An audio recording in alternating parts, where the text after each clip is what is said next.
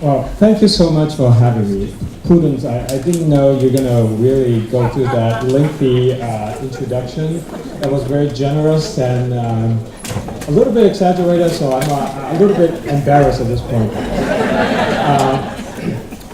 So again, thank you so much. My first time visiting Huntsville. It's a great city, weather is holding up for me at least. I'm actually traveling from Austin, so I actually live in Austin, but I do go to Berkeley pretty much once a month for about a week. So I still remember having fun with the whole team from Oakwood a couple of weeks ago, visiting Berkeley. So again, I'm a little bit embarrassed with all these wonderful introductions. I'm actually much more low-key than what Prudence described. And I don't know how she got all these stories. But anyway, so let me regain my bearings and kick off my conversation.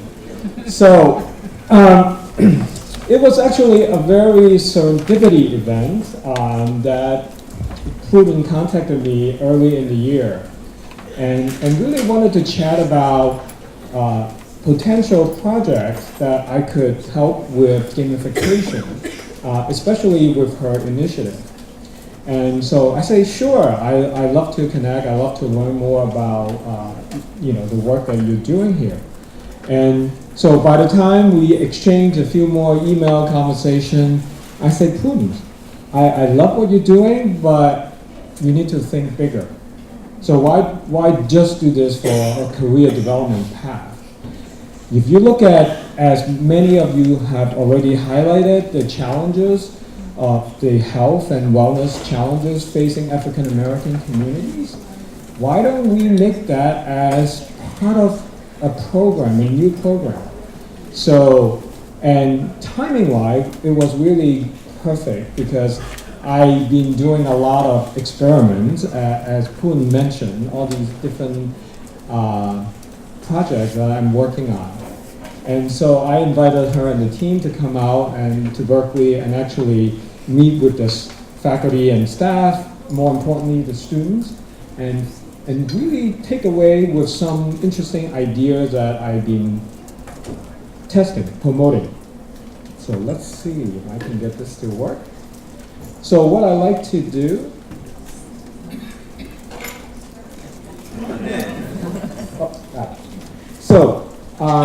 what I like to do is really talk about a little bit about my background and how I'm paying forward, especially some of the key projects and initiatives that will make a lot of sense for you guys to consider.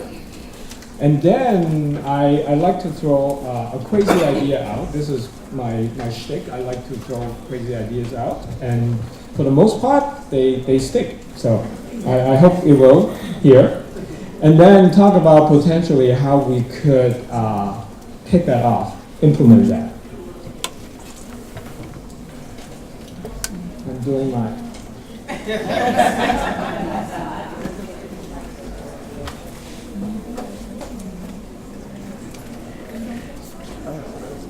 So anyway, I know what I'm doing. So I do have a very interesting background. I'm actually originally from Hong Kong. I grew up in Hong Kong. And so I'm your classic immigrant. I came here when I was 16. Actually, even a little bit more detail. So even for most Chinese American, I have a very unusual background. My parents were divorced when I was 2. And they both left and came to the state. One to New York and one to San Francisco. So I grew up not as bad as a foster kid, but almost like a foster kid. I got bounced around to many different families that really are inconvenient to them. So I can totally relate to kids growing up in challenging environments, developing hypersensitivity and anxiety, and so I can relate that.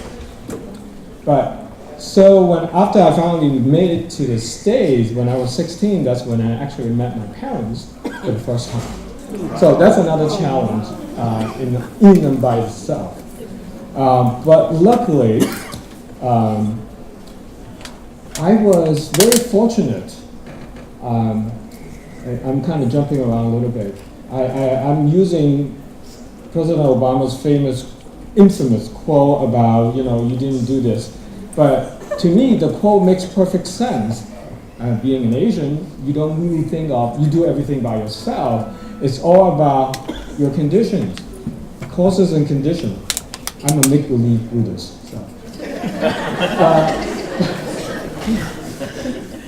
And so, for me, it is part of my upbringing with challenges, but also giving me sort of the incentive to kind of change that. So if you were to see my teenage picture, I never smiled. I was mad at the world. And that's how I was, because I was mad. And so personal transformation could happen. And you're looking at one example. And so I really hated my family, even after I met them. My mom in San Francisco, and then I went to New York, and then I met my stepmother. And so that was, I could not wait to get out of the house.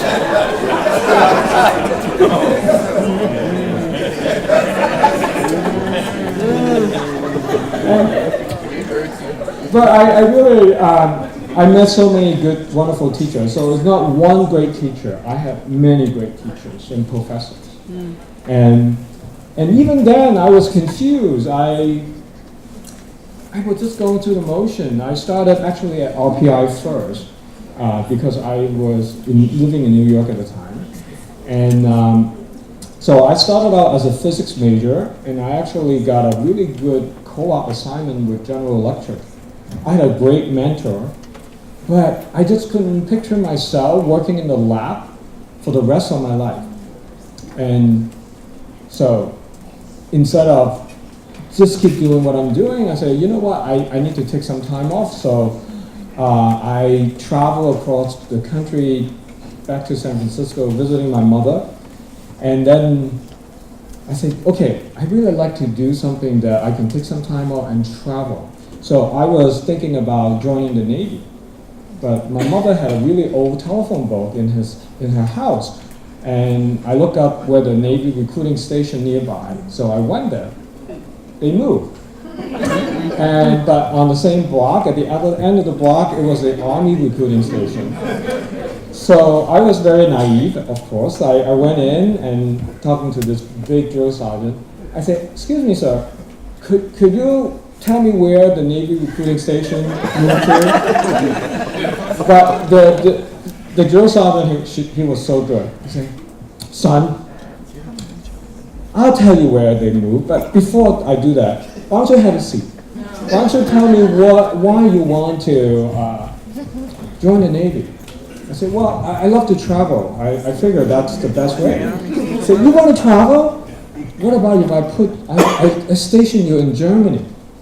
Now this is early 80s, my friends. So there's still a Berlin Wall, there was still the Cold War. It's like, oh, okay. You mean I can actually station in Germany and I can travel from there everywhere? So let's just say I never left. I went to the Navy recruiting station. I signed up. So I was in Germany for a year and a half.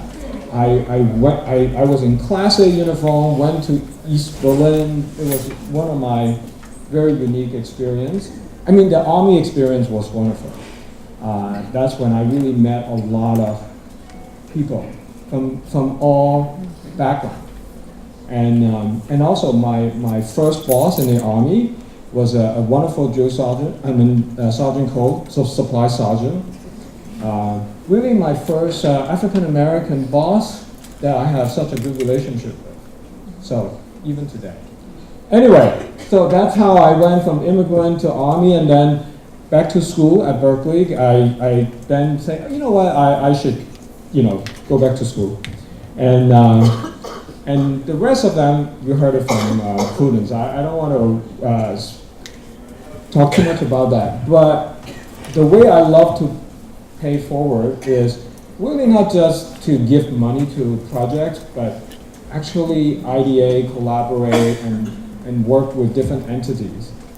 So I do have a lot of crazy ideas, and I will share them with you.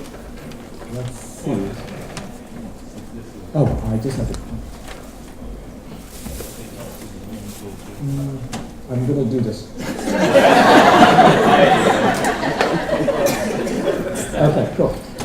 Anyway, so some of the project that really I think is relevant to our conversation here.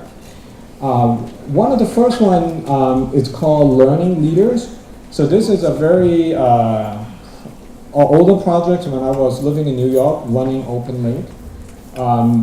It's the Brown's Academy of Letters. It's what New York City call a school within school. It's not a charter school, but it's giving the school a lot of flexibility, and they actually do raise a lot of money to supplement the teaching and the experiential way for students to have these different experiences.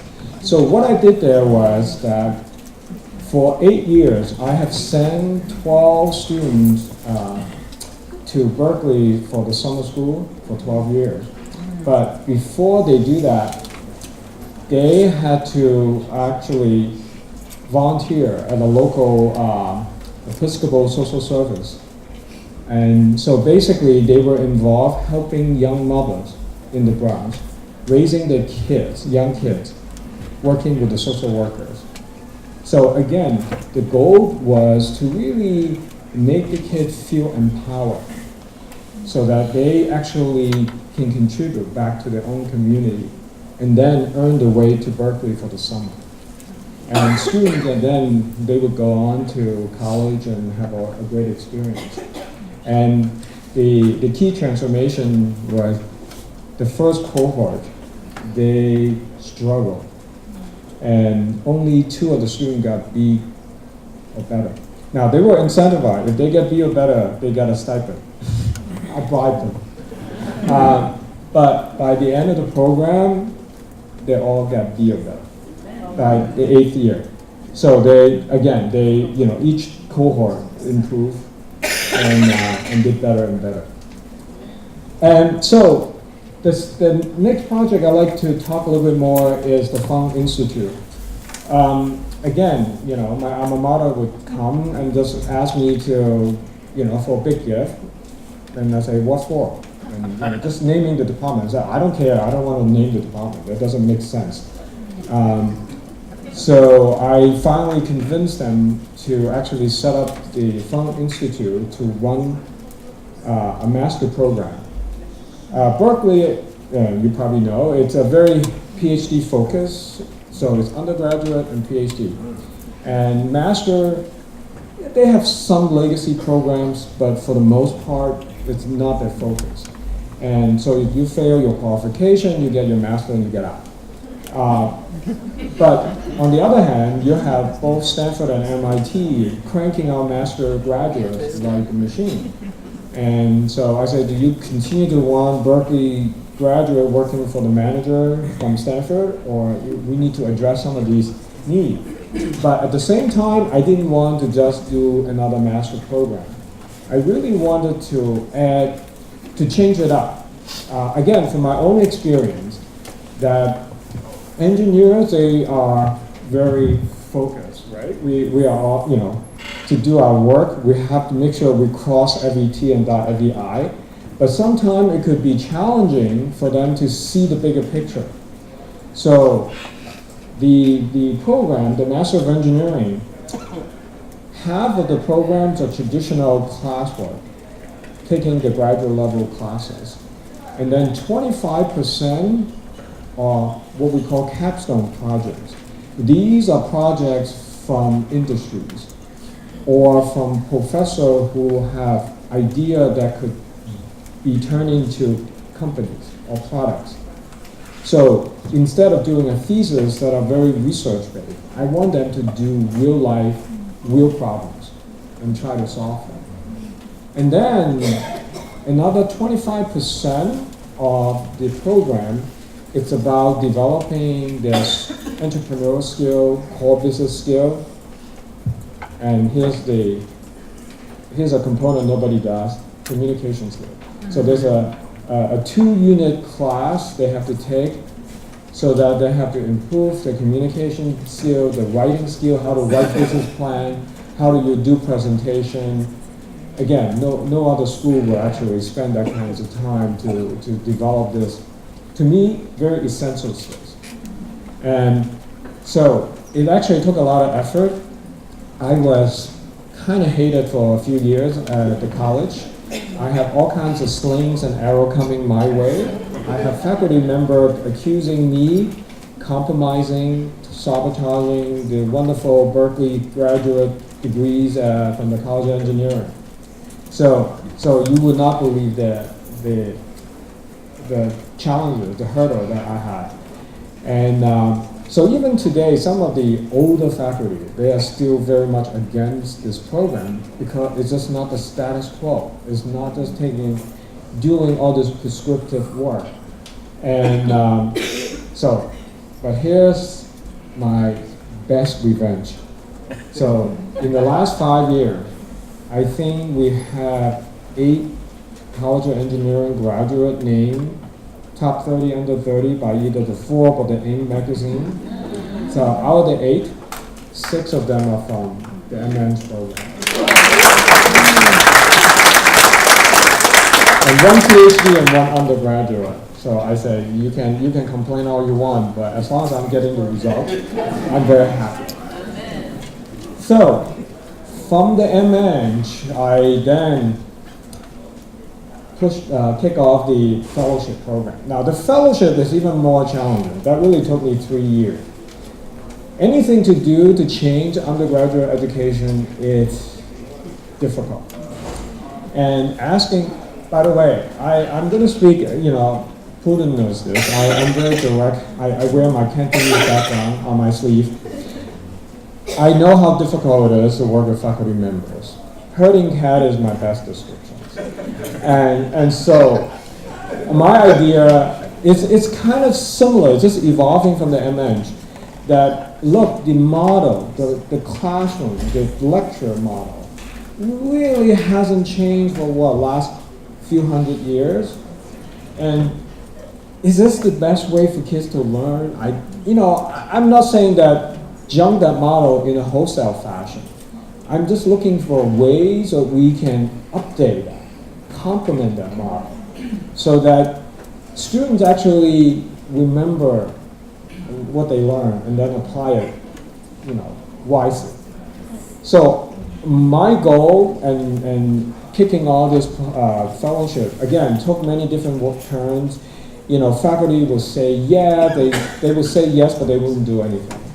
And so they just, most of the time, just gave me lip service. Until I finally talked to Steph, the Dean of School of Public Health. I say, look, what I'm trying to do is, I want them to really focus on real world problems and create solutions. They don't need to be the best solution. In fact, I want them to fail. I want them to learn how to fail and recover and develop that resiliency. Everything is not just fed to you in a prescriptive fashion. Life is not perfect. Life doesn't give you a set of problems that's well defined. And life doesn't actually care whether you understand any of that stuff. So you need to figure out then how to fill in the blank, how to deal with uncertainty. And so that it's not easy to set it up. In fact, even after staff agreement to collaborate with me on this thing, we had the program almost didn't start. So I'm just giving you the dirty laundry, because it's not all beautiful. The reality is never that. And but we finally managed to get it going. And we started with 45 students. We pretty much took like 95% of the students who applied because we were so late. We were not organized.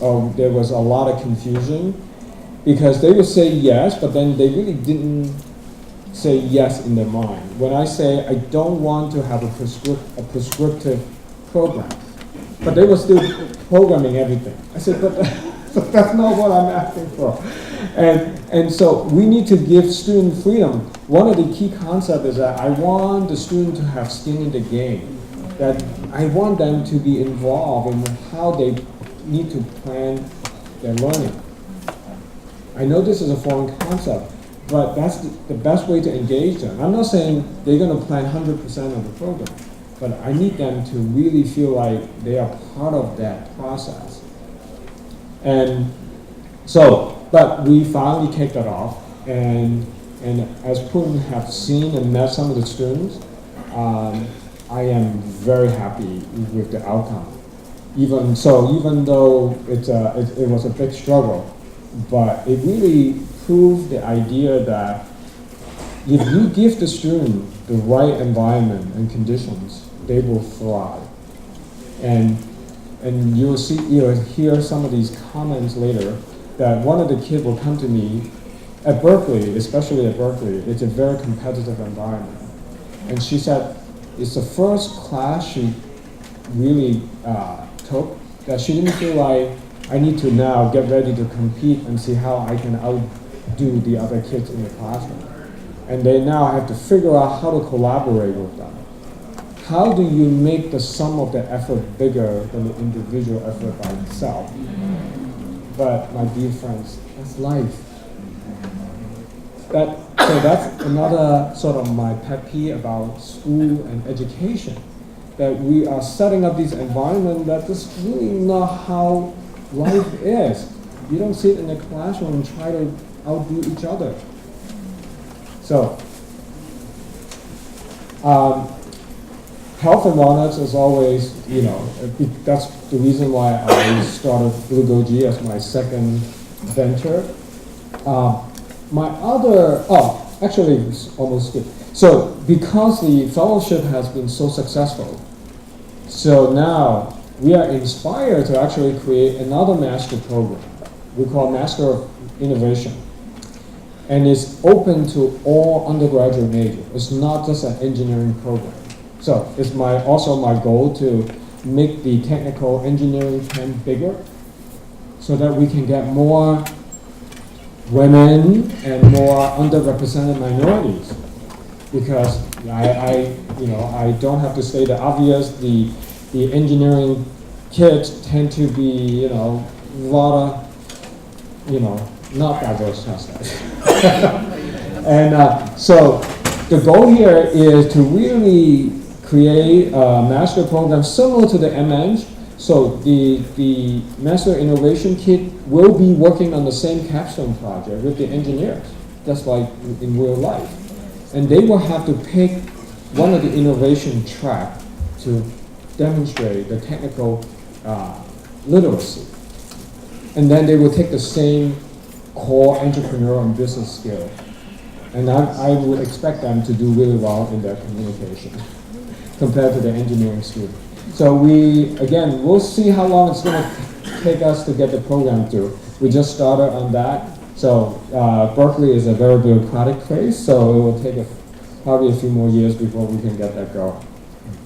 One more point here is that my other interest, being an engineer, being in the technology field, I am in the middle of seeing all the transformation in the knowledge economy.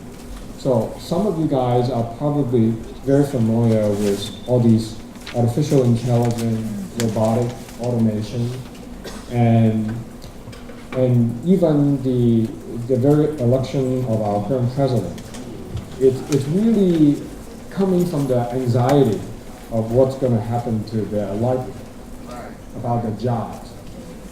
And I don't think engineers and the technologists are doing a good job addressing it. In fact, I'm on the board with the College of Engineering, and last time I actually had a big debate with another well-known character on the board. They say, well, we shouldn't worry about the future of work. That's not our job. We should just focus on technology. I say, no, we have to be involved. We have to be at the table to make meaningful conversation or potential solution. Otherwise, right now you may have just people throwing bricks at the Google bus or the Apple bus, but it could be much worse. And so I am interested in sort of the changing landscape of work for future work. So since I couldn't get Berkeley to move in that area, I worked with another liberal arts college, Franklin and Marshall. They are based in Lancaster, Pennsylvania, which is an industrial town that have gone through quite a few ups and downs. So I basically set it up like the fellowship model. So their mission is to look at the issue of jobs, partnering with Lancaster community partners and see the changing of jobs. I mean, it's a liberal arts college. Their graduates usually go into finance, maybe medical school, those service-based industry. And in case you haven't noticed, unless you graduate from the top law school, the job opening for lawyers have shrunk by probably 50%. And accounting, there's so much automation.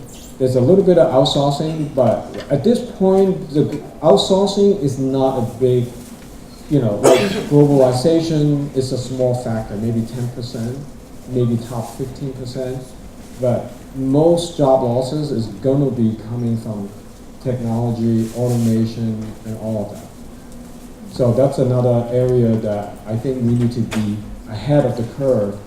And again, for African American community that are already getting so many hurdles and biases, then how this new landscape is going to make it more challenging.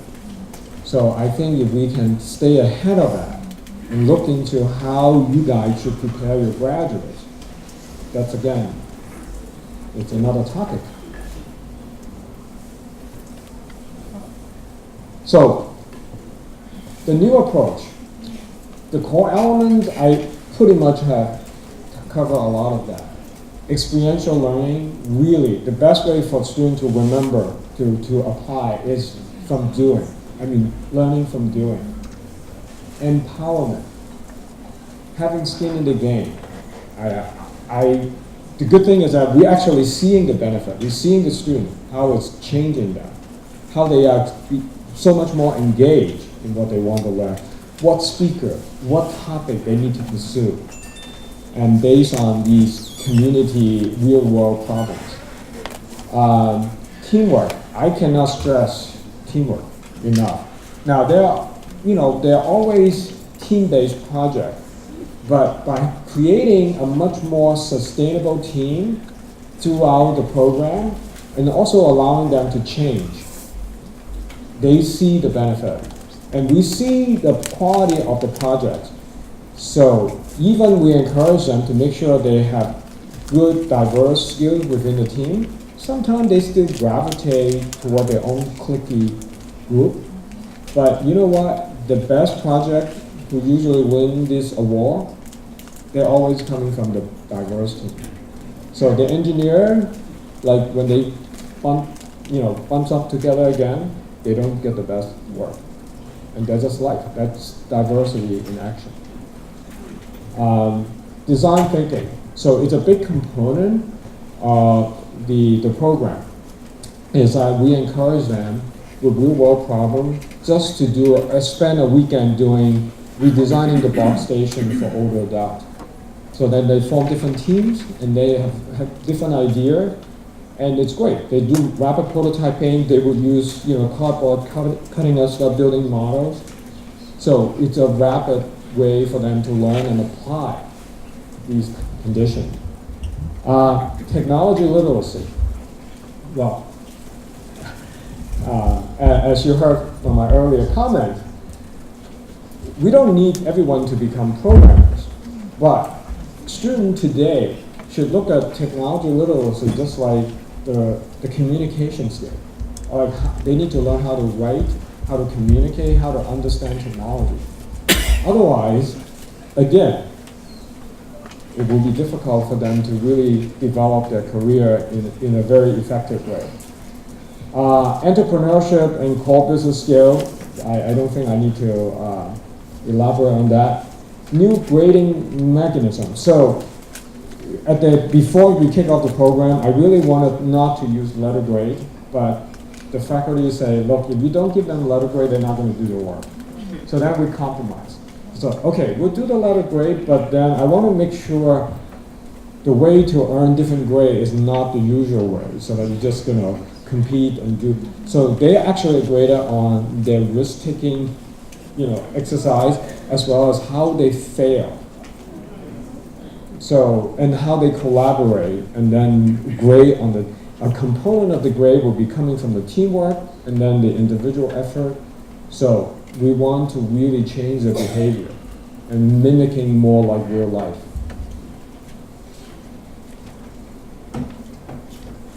So here's my crazy proposal for booklet. I would like you guys to consider actually creating a new challenge base on the program. Let's kick off with health, wellness, and technology innovation for underserved African American communities. I mean, we have talked about from earlier speakers, challenges in the regions, especially in the underserved communities.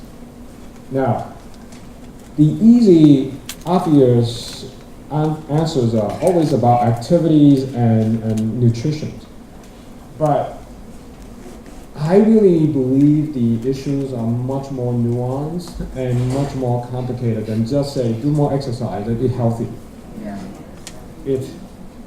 Some of the interesting research are coming out, for example, how systemic racism is really causing PTSD-like symptoms, right? So it's about everything. Why do people, focus on not taking care of themselves?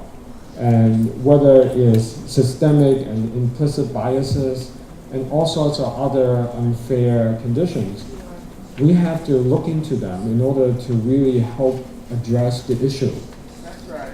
And so to me, it is such a rich environment to create these challenges for students. How do you, in a way, it is like one of the professors earlier talked about the service learning. So this is really an expanded version of service learning that's going to not just say do it from within the School of Nursing, but really have that diverse cohort of students with all the different perspectives and different experiences so that you can have much more meaningful and deeper dive into these issues. And then come up with solutions and ideas. And that's what excites me. So again, that's what I would call the first phase. Focus on that. And so you would obviously need to have a team of faculty and admin support staff. And Putin and her team actually spoke with both for the faculty as well as the support team. And it's very important to maintain the cohesion and the focus. And then help them when they struggle, because that's part of the program. We want them to feel uncomfortable. We want them to feel like, okay, they are stuck in this difficult team dynamics. Well, how do you resolve them? We are not going to come in and bail you out. You have to figure it out.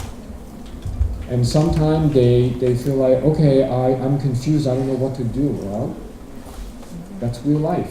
How do you find your way out? So we will put them through this kind of ups and downs. That's part of the program. But obviously, we still want to support them, right? So we can't just make it like a normal class. They're not going to learn. They're not going to find their way out. Now, we don't want to change your existing degree, but we're going to ask the different departments to make some adjustment or changes so that the particular project could be counted as credit for different, related classes, so that they can still graduate, because otherwise, you can't do all these work and then say, oh, you're still going to have to take your normal upper division requirement in order to get your psychology degree, or in order to get your public health degree, or your English degree. And now, Plum and I, we've been talking about gamification. So on the technology innovation, gamification is probably a good place to kick off, because to create fun and interesting game, you need more than programmers. You need storytellers. You need artists. You need animators. So you're really going to pull in a lot of diverse interests. And that become a really good sort of a kickoff point to motivate kids, so that they can actually, again, create these concepts. I mean, we talk about how many untold African American stories. I mean, I was at the African American Museum in Washington, D.C. It's a wonderful new museum. And after I finished, I say, wow, there's just so much stuff that I learned. So think about at the height of the cotton industry in America. You combine that with the slave trades. African American basically holding up the entire U.S. economy. But nobody is telling that story. Right? So I learned that, otherwise I would not have known. So there's just many other stories. I'm not even an African American scholar. Just a friend. And I can see all these stories. So I can imagine from the English department, from all kinds of history departments, and all kinds of collaboration, and reaching out to the community for these kinds of stories and inspiration, hurdles, and how you overcome them. So those are the ingredients that can go into game building. And really making a difference in some of the more challenging mental health issues. I know mental health itself, the term is a little bit, I don't know what's the best way. It's like damaged because people use it in such a negative connotation. But the reality is that mental health, mindful health, is really not being addressed, even in the public health space. That, a lot of the people suffering from mental health are suffering even more going through the prison system instead of going to treatment. And so, again, it will be a great problem, challenge to look at in the program. Let students and faculty members to really collaborate with communities and figure out ways to really move the needle. So those are the examples I have. And but I don't want you to stop at that. I think if you can create and build this new honor program as a platform, once you get that kick off, just think about, the health and well-being, right? You can't be healthy and feeling good if you don't have good work. So future of work could be, especially future of work for African American community, could be another pillar of this honor program. Maybe the honor program eventually be adopted by the entire university, so that new graduate coming in, they need to find what they want to really focus on. So it could be education. So technology, virtual reality, again, back to gaming. So that's why gaming, I know, doesn't have a good connotation, but from a technologist standpoint, it has. Because if we can find ways to leverage virtual reality, it could move the needle in gaming, in education, so that kids can learn in a new way, in their own way. So they can see the heart in action. So you don't have to even print it. You can actually see it in 3D. You can walk around and look. Right? So education, and then, again, this is just ideas. Just an example, democracy. What is the future of democracy with technology? So again, I'm the technologist. I can tell you that, technology is not, even though it always started out with a good premise of helping promoting democracy, but I don't have to tell you for the last few years that's not the case. And then, how is this being served for the future of democracy, especially for minorities that you don't have all the votes? And even, and with all kinds of policy that is not conducive for voting, how is that going to change? So again, that's just some of the ideas that I would love to see being adopted as part of the program.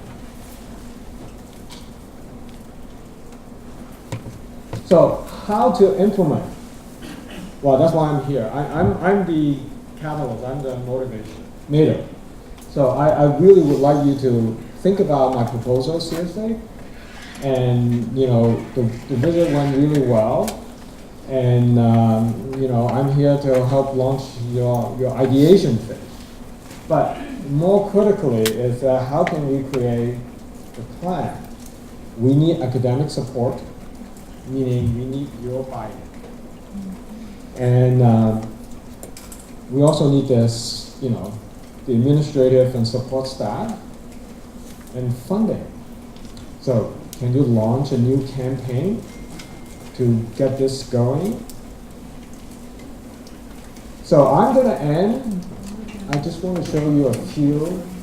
The kids just graduated. This is literally what they sent us, some of the kids. So I like to highlight, because magic only happens when you bring together individuals with different perspectives together in a cohesive way. The next one is a little long. It's all different things that they have experienced.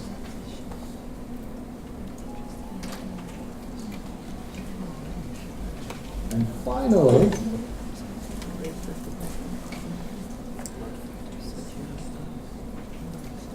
how do we work failure is conceptualized?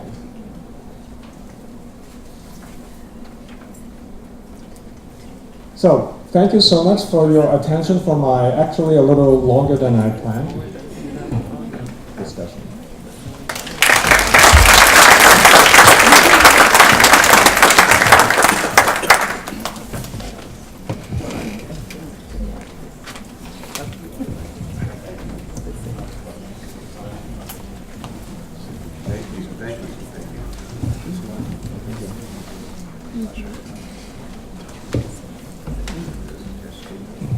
One, two, three, four. Thank you. Thank you very much. That was very provocative, Mr. Fung.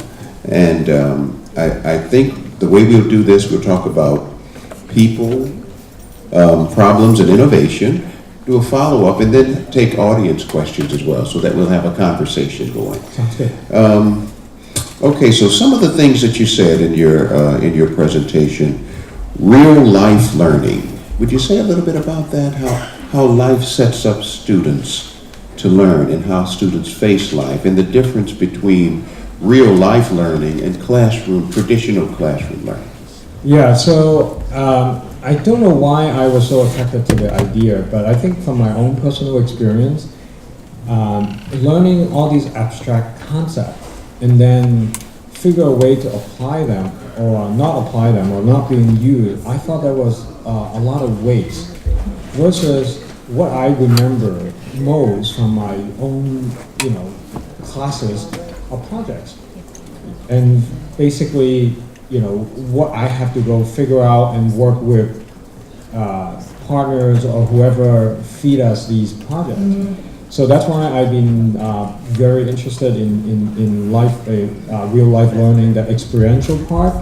And because of both the MEng and the fellowship, I really see the benefit that working with real problem will engage them deeper emotionally, so that they actually connect with the constituent, their customers, or however you're going to describe them. And then they may not have the answer, but then now if the problem itself and the people involved in this problem actually motivate them. And I think that's a very critical missing piece. If you just look at a textbook problem, there's really not emotional connection with real people. But when you actually look at any real life problem, when the real people involved really help them to connect and relate and motivate them. In following up on that, then the question of how have you imagined that in a liberal arts environment where the dominant models for education are lecture-based? Right. What are your thoughts about that? So again, as I said, I'm not trying to change that model, but rather making room for 1 or 2 classes, so that way those newer type of classes are much more experiential, actually really working with real problem. And then the best scenario is actually leveraging what they learn in the classroom in a more cohesive way, so that they can actually apply it. So another way of looking at it is basically make sort of the real life lab bigger, even for liberal art classes. So don't think of the lab as only for science and engineering classes, but even for liberal art topics, so that you can, again, so that the student can relate to what they learn and apply it.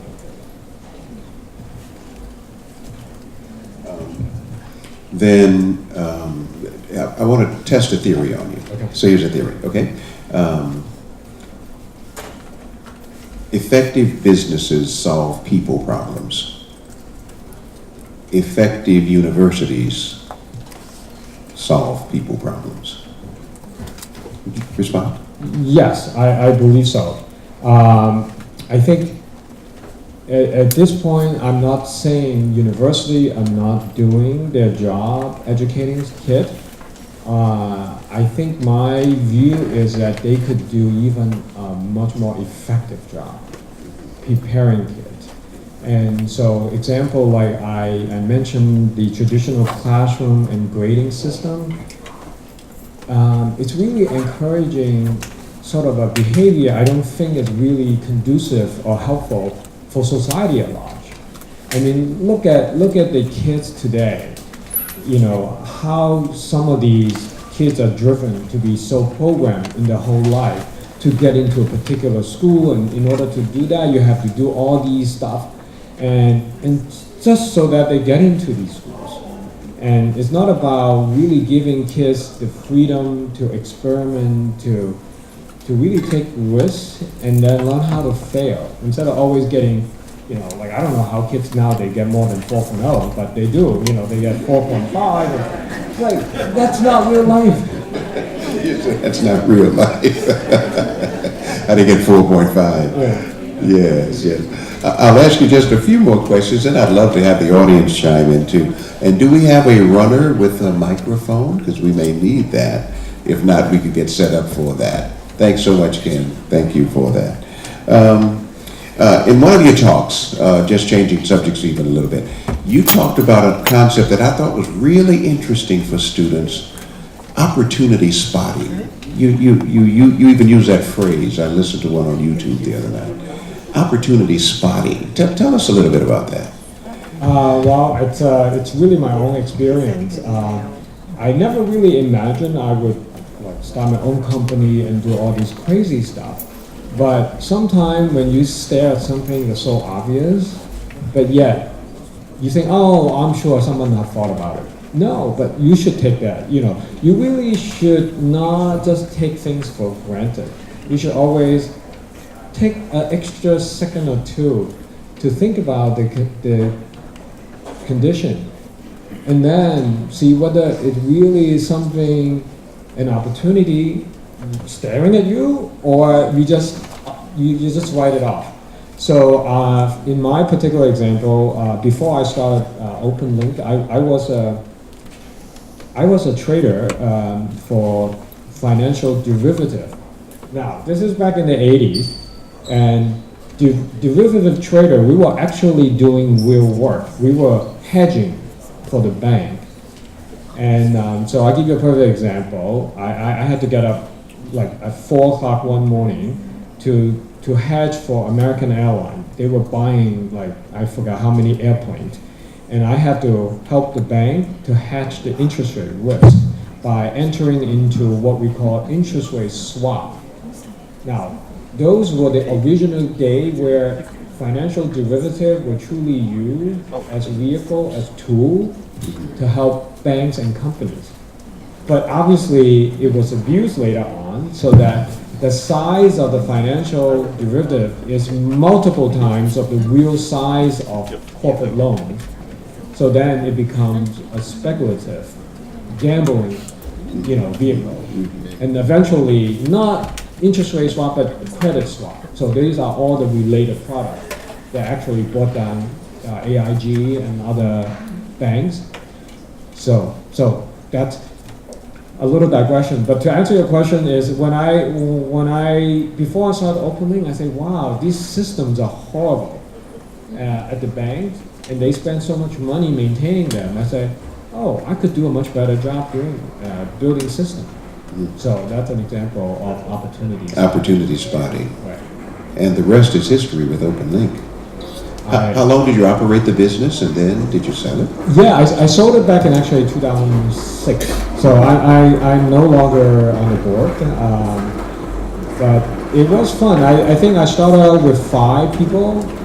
By the time I sold it, it was about 1,200 people. And half the business actually coming from overseas. Half of the business came from overseas? Yes. And then having sold that business, you were looking for another opportunity. So you're doing some opportunity spotting.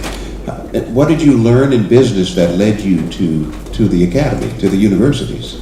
Well, it's really not so much as, I guess I was always grateful for my success, and then I'm always interested paying forward. Yes. And university is, look, as much as I like to complain about Berkeley, but I'm also very grateful that I have the sandbox at Berkeley so that I can actually try out so many things. And I as much as I like to complain, I really appreciate the opportunities. Well, and we appreciate you taking the time to come here and to give us the opportunity to dialogue. Maybe one last question, then we're opening to the floor, Ken. The concept of an honors program at Oakwood that is interdisciplinary and problem solution focused. Just unpack it a little bit more for us. Okay. Again, the key word is going to be problem focus, right? Mm-hmm. So it's, again, I would encourage you to really look at the health and wellness issue, challenges within African American communities, because it's so underserved anyway. So let's put a little bit more effort. And in this case, is that now the key is really articulate the mission and the benefit clearly to the students so that they would apply. In fact, I think it will be a great recruiting tool for Oakwood to highlight this new program. And it's so that basically, regardless of what major or undeclared, and then you will learn a set of skills that we've been highlighting, like such as teamwork. You will be exposed to technology, even though we're not trying to turn everyone into a programmer, but they need to understand what are the key technology that will make a difference in the health and wellness space, for example. And then they also need to learn some of the core entrepreneurial concept, business skills. And one thing really to me that motivated me for a long time is when I look at students or kid or young people getting out of school, a lot of the differences is really their own exposure and experience. So if kids don't have particular exposure or experience of doing certain things or saying certain things, they are very uncomfortable in, say, business meeting. Even though he or she is totally capable of doing the job or making a decision, but they wouldn't because they don't feel like they have the voice. And so having that experience, I think a lot of the transformation happened with the cohort, with the fellowship cohort, is that we are encouraging them, however they feel uncomfortable, but to actually say, to experience those. And now they feel like they could do this. I'll give you a perfect example. One of the students is a Navy veteran and got an internship with a law firm and going to the motion. But then the law firm was doing a pro bono work for a nonprofit.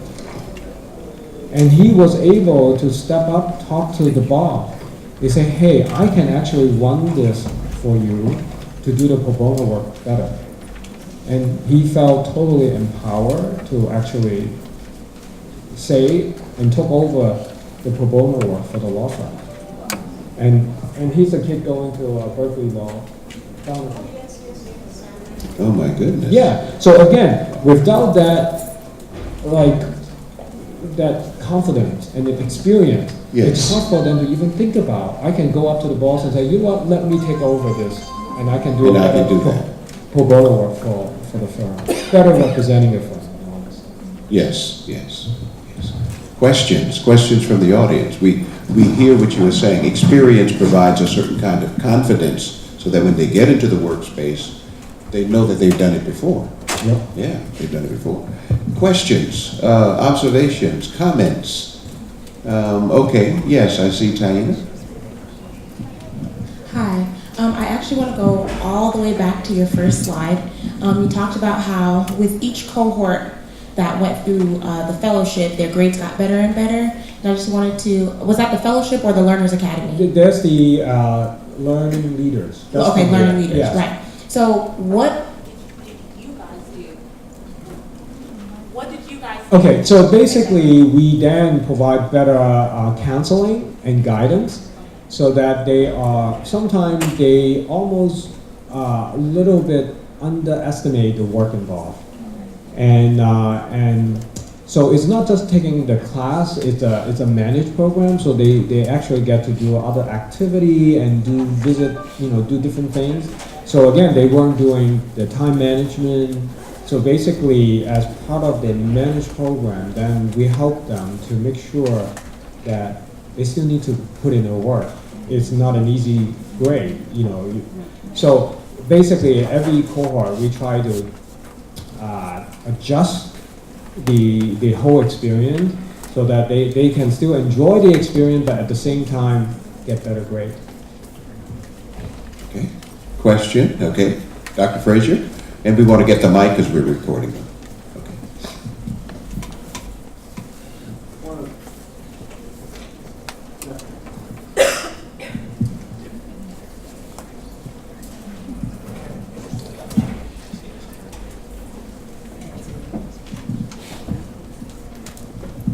One of the things that I find, and I appreciate your presentation, with forming teams in classrooms to work together and maintaining the activity.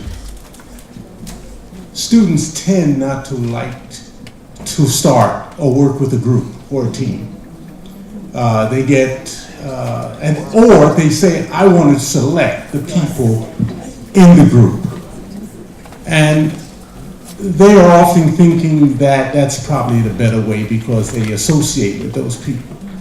But I find that when you form a group in the classroom, and I usually have them pick the names and they don't usually know who will be on that team, that it actually works out better.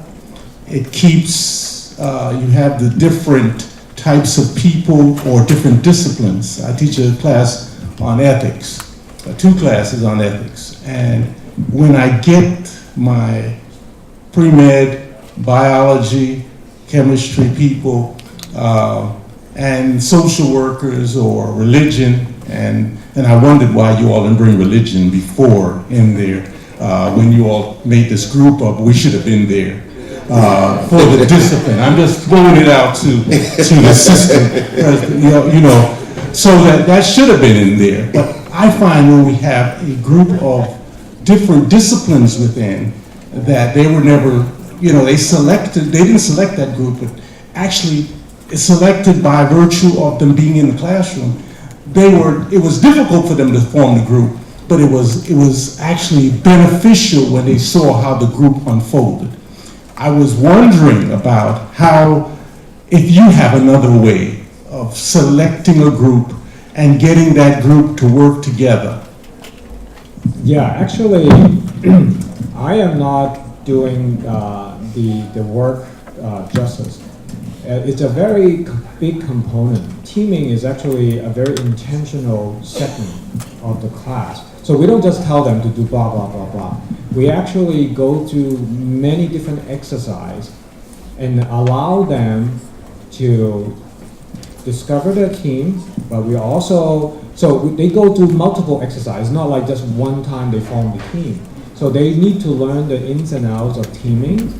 And so I don't know how many hours of classroom discussion they go through, but it's a very intentional stuff.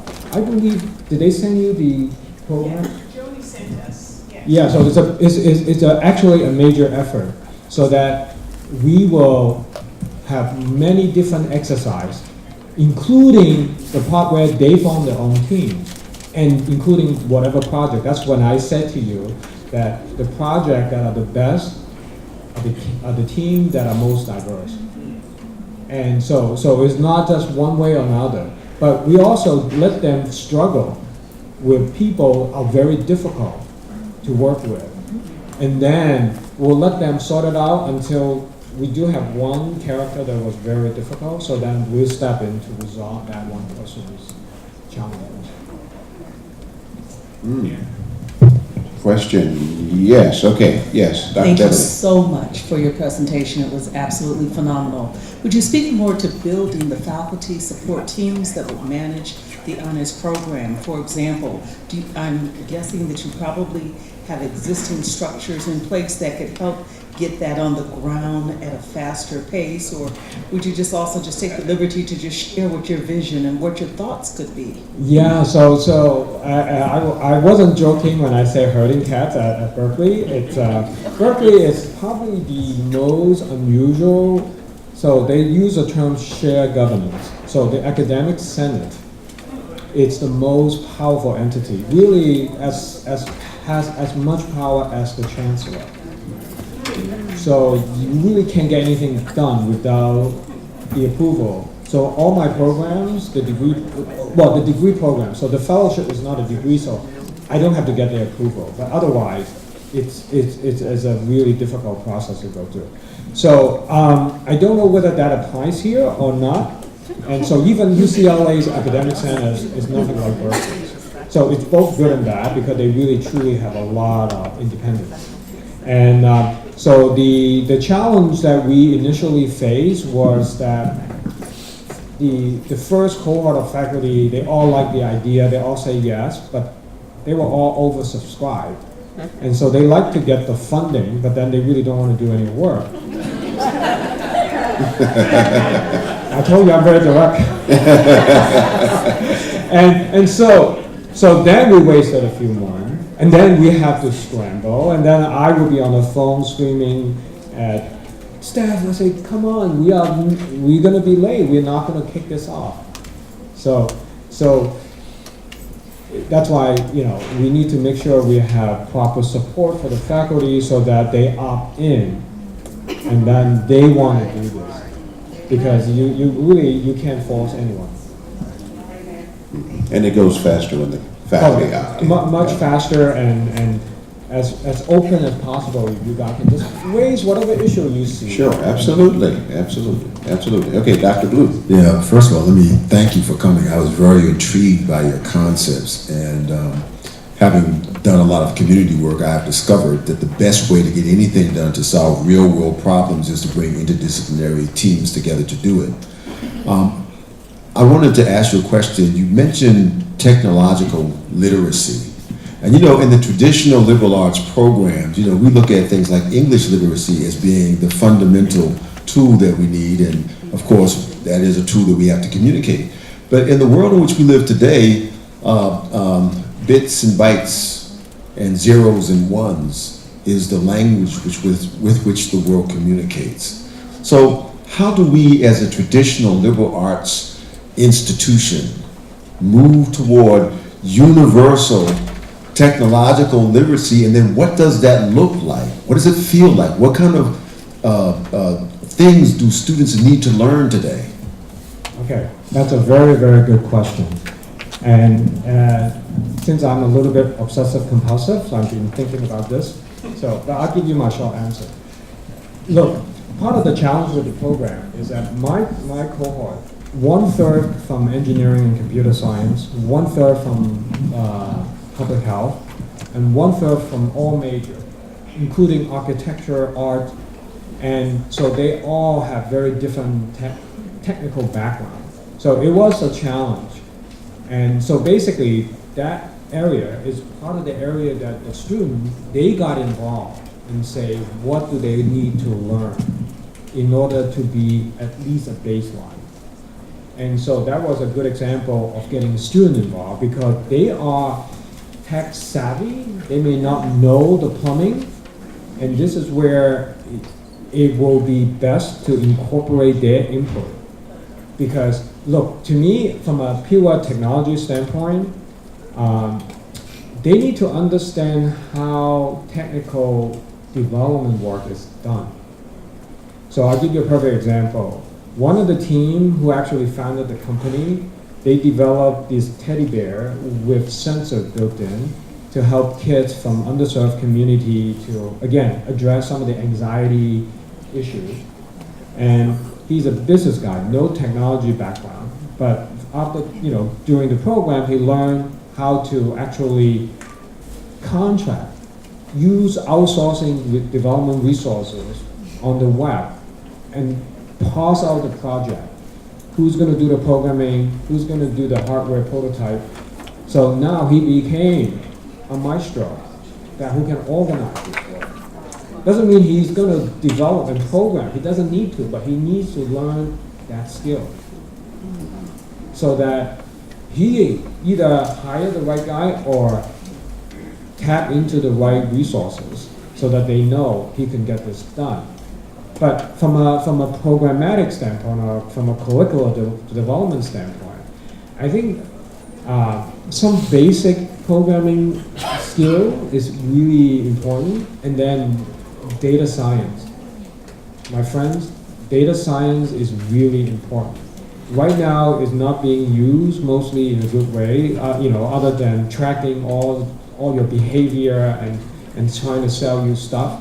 But in many social science disciplines, it's a great tool. They need to understand. So I would say basic programming, data science concept.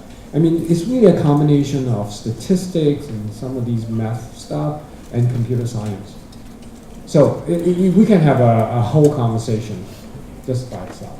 Just to follow up to your observation, you were addressing the matter of students and how they achieve technological fluency. What about faculty and staff members, many of whom are, as someone said yesterday in one of the groups, are technophobic, and that they just freeze on. You say technology and they freeze. Yeah, so I think you asked a perfect question. I think you should also consider a faculty development program so that to really address some of the anxiety and concern your faculty member have. So for example, at Berkeley, again, this only happened at Berkeley. They created a new division. I don't know what the division is really, even though I'm a Berkeley insider, called data science. And what they did is that they actually recruit not just the statistic, engineering, computer science faculty, but all the humanities and social science faculty member who are interested. So then they formed this committee to really map out what they need to do in order to get the faculty member retrained. so that they can leverage these new tools and also address whatever issue they may have. So that's something you guys can definitely adopt. Okay, thank you. Back here, Ken, someone back there. My question is around Thank you. selection. My question is around selection of participants.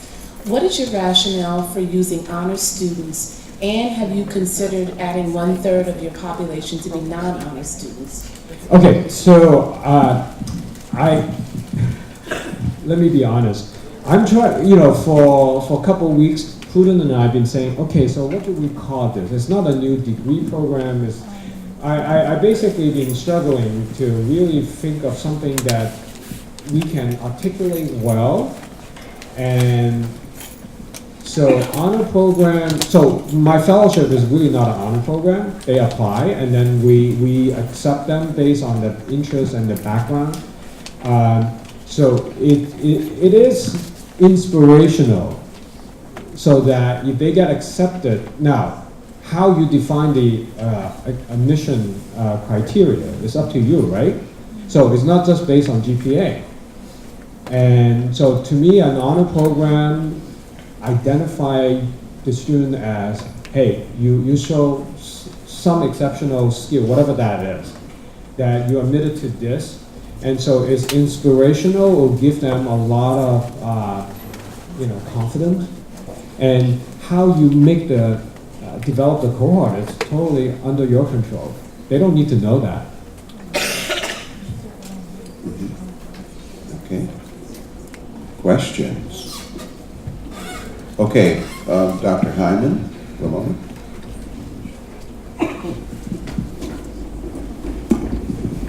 Thank you. Again, I want to thank you for your work. I have a question about the Masters in Innovation. What are the courses that the students have to take? What would that look like? For instance, if we had at the undergraduate level a concentration in that. So the way we think about innovation, basically, what are the main trends in the knowledge economy base? So for now, we are looking at data science,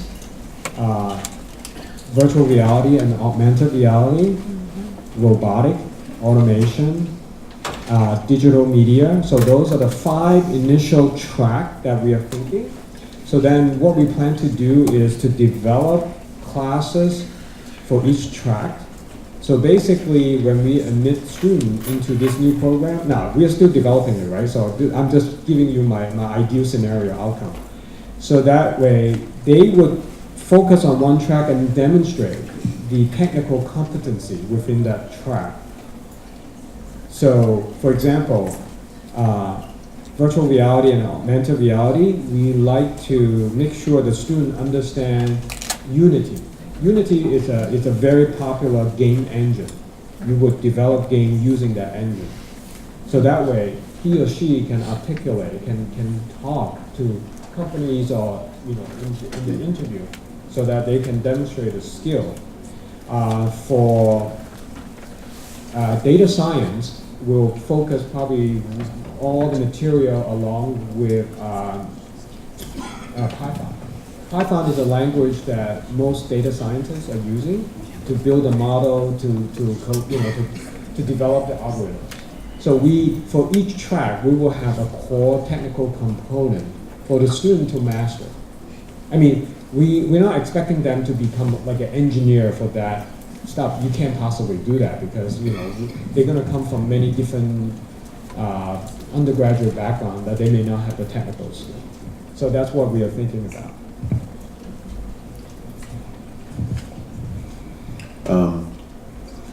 You mentioned, when you were speaking of technology, someone said that technology is a wonderful tool and a terrible master.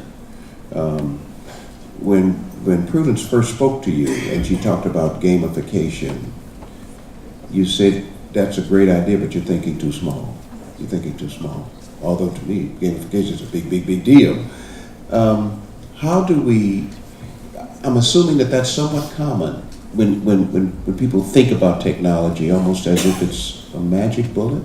To tell us about that, and how can we as academics, disabuse ourselves, if that's where we are, of those kinds of ideas? Yeah, so I think it is a major issue. That's why I'm so interested in the future work and how technology is going to become a force of good or a force of evil.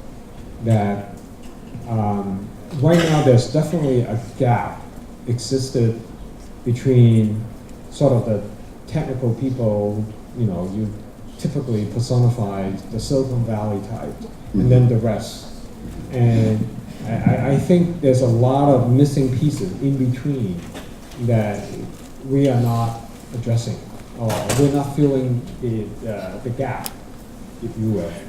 And so I think university, liberal art colleges such as Oakwood, I really believe you have an opportunity here to step in and really engage in that conversation. And I already have the connection, so I hope you can leverage the Berkeley connection. And I'm going to help you, whatever you need, to make sure the faculty will respond. Mm-hmm. So, but I think overall, it is a much longer and more complicated conversation and research. Mm-hmm. And so, look, long term, we don't, since I'm in the same age group as you guys, remember before these smartphones, we are pretty good at remembering our phone numbers and all that stuff. Now we don't. So what is the long-term impact on our brain? That is so true. That is, I don't know anybody's phone number. Right, so once you lose our phone, forget it, we've got it. So we are, instead of being liberated by technology, we actually were enslaved by technology. Wow. Question. Oh, good. Elise. Thank you again for coming and just being willing to share your knowledge and resources, whatever they are, with us. I'm very intrigued by that last comment about that filling the gap, because I'm always very concerned about that gap and the disparity for African Americans and how we're going to catch up. And what you just said to me was very realistic and practical. Like, how can we make significant gains? But since we systemically so far behind, is it realistic to try to get to the top? Where's that middle? What does that look like, and how do we get there so that we can prepare our students to at least fill that gap, get much further than where they are now, but maybe not be as far as reality will maybe not allow them to get as quickly?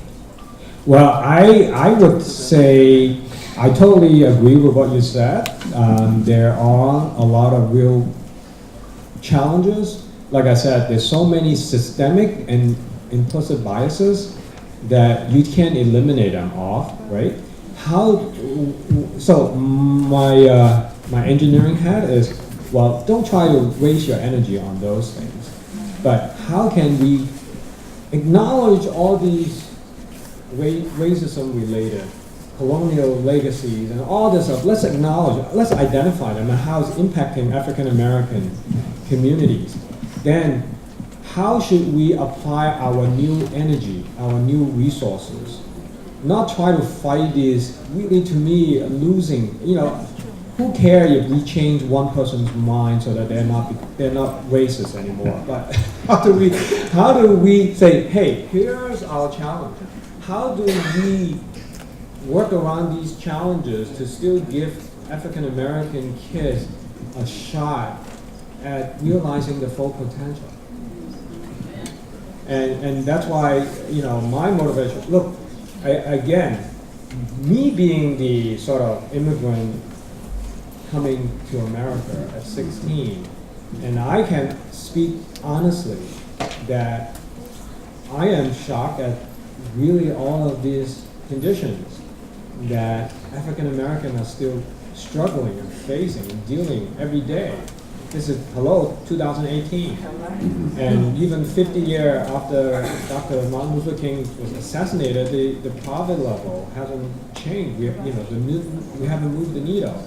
I'm on the board at Berkeley, I actually said to the chancellor, I say, look, yeah, Berkeley is this, ideal, liberal ideal, but what have we done, How have we moved the needle, helping, African American community or even the student body to get better? We haven't.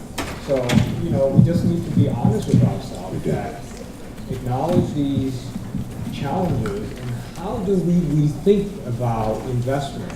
Let's us not waste time and money to change things that people don't care about, what these racist things, right? But let's figure out how can we help the kid have a child. Yes, and yes. Increasingly, institutions like HBCUs, Coleman, are being asked to demonstrate their community impact in their communities. And so part of our rationale, at least it's just one little drop in the bucket, but part of our rationale in placing our community action clinic in an underserved community is exactly that, to get our footprint beyond our borders and to say, okay, we're here, we're part of this community, and we want to be impactful, if not transformational. We certainly want to be impactful. Okay, okay, good. Okay, Dr. Prescott. Yes. Again, thank you for coming. This is just an opinion. I'm of the opinion that we as black people should stop looking at the gaps between blacks and whites as the starting point of our measurement. Amen. Because it is an implicit supremacy in that we need to get to where they are. I see your model as being kind of a holistic way of approaching that, of approaching iteration without looking at a standard that may be unimportant. Thank you. You said it actually better than I said. When I say who care about what they think, that's what I meant. So part of my exciting sort of idea is even learning. I really believe forcing kids to sit in a classroom is not the best way to learn, and let them be. And African American kids just get all that bad rap just because who they are, and that is also hurting, slowing down their learning capability, right? Yeah. It's right up there with the myth of the quiet classroom, right? Remember, some of you started, I did education as a minor back 40 years ago, and that was one of the ideas of classroom has to be quiet so the students can learn. Right. And now teachers have disregarded that because it's just They did for the most part, but just happened that as part of my PHA commitment, I've been trying to put exercise bite, actually not just exercise bite, but Blue Gold's game bite into the classroom. It's a struggle. So I want to make sure the kids can actually take game breaks. Oh, is it too much disruption in the classroom? So anyway, I hear you, but I think we still have a long way to go. To kind of open up the environment. Okay, Ken? Yeah, I have a question. We have a large population of science majors. How do you see them fitting into your project? Like biology, chemistry, and so forth? Well, I think, from a higher level perspective, your program really don't need to change that much unless you have to accommodate some of the project, or maybe that you may want to say, oh, this particular project has enough content to qualify for upper division biology lab or whatever it is. So that way, they can stay as a biology major. Otherwise, they will have to then take many more classes. Now, but if there are classes that may be related to some of the work, I couldn't think of any, particular now off the top of my head, that maybe you can also modify and make this class a little bit consistent, or maybe sync up with some of the community effort or student project. So think of it almost like keeping a relative open independent study protocol so that you can have a easier way for students to present the work that they're doing or plan so that you can say agree and give them the credit for it. Okay. Question.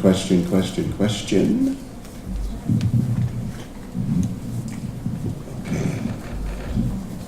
Oh, I see. Okay, yes, Dana. Hi again.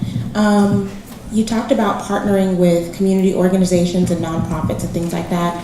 Is the goal with them to get resources, or is it to provide a service for them, or what does that look like, the partnership? Actually, not only nonprofits and community partners, but companies as well, to really actually get the real problems. And then the project itself may address both of what you are asking. Because even the community partners, they have to do their work. So for the fellowship, they would propose a project just like they are hiring the student to do the work, right? But then if there's no student applying for that position, they're not getting any teams. In fact, that's part of our support admin staff work.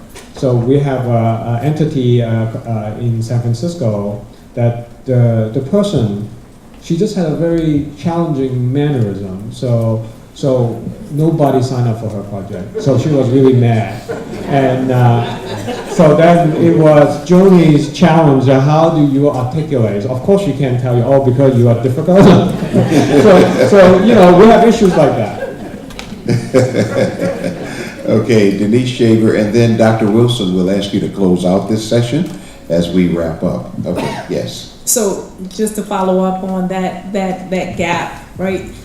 Do you think it would be beneficial for the university to identify some of these types of opportunities in that gap and kind of track the students toward it or expose them, or you're just broadening their minds so that they can go wherever? I am in the camp of, you don't want to have totally open, right? You kind of create a good big sandbox by building the partnership. So then from there, you kind of already have a good base. But then once you have it, let them collaborate with the community partner. Because if, like I say, if the community partner doesn't do their work, we actually, for example, have to shut down one of the projects because the partner really just want the kid to program for them. They're not giving them the opportunity to speak with their customer, to really do their part to learn about the issue. So we'll terminate that project. So it needs management on that partnership network. That's why I highlighted it. Dr. Fung, we've been speaking about, unless there's another question, this morning we've been speaking about the 21st Century University, and you have made a contribution to our understanding. You've widened our horizon, you've broadened our perspective, you've shared information and innovation that is just groundbreaking in the 21st century. And on behalf of our faculty and our staff and our administration, we want to thank you for being here with us this morning. Would you like to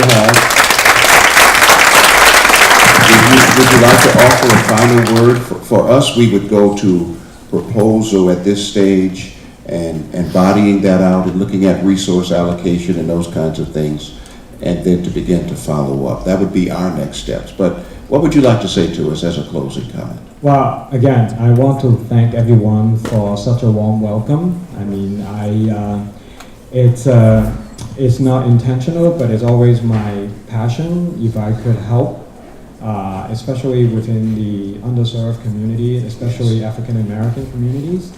So I really look forward to partnering with you, and we will move the needle. We will, and we will do work that I think the rest of our HBCU community will have to say, hey, there is an innovative way to make a community difference. Not just make a dollar, but to make a difference in a community, and we're grateful for that. Could we put our hands together one more time, everybody? I'm going to ask Dr. Wilson and to come up, and I think there's a little gift distribution.